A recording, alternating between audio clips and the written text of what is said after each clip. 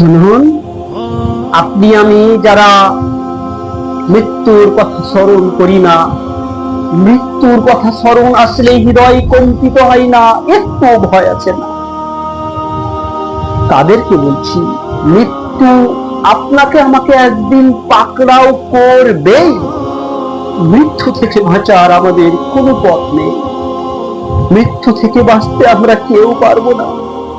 প্রত্যেক মানুষ মৃত্যুর পর তার কৃতকর্মের জন্য শুধুই আফসোস করবে।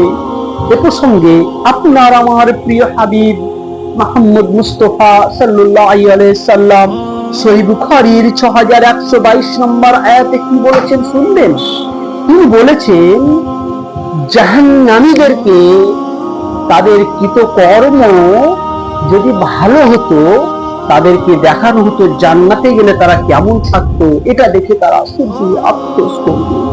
জান্নাতীদেরকেও তাদের জাহান্নামে রাখলে কি শাস্তি হতো, কি পরিণাম হতো, সেটা দেখালে তারা শুকরিয়া আদায় করবে।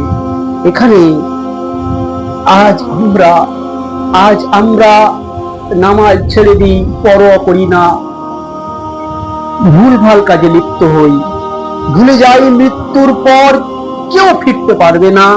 সেদিন সবাই আফসোস করবে।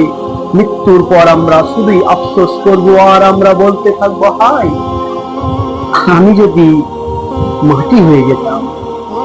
মৃত্যুর পর আরো আফসোস করব, হায় আমি যদি খারাপ কর্মে লিপ্ত না হতাম। হায় মৃত্যুর পর আরো আফসোস করব, আমি যদি মুহাম্মদ সাল্লাল্লাহু আলাইহি সাল্লামকেই অনুসরণ করতাম।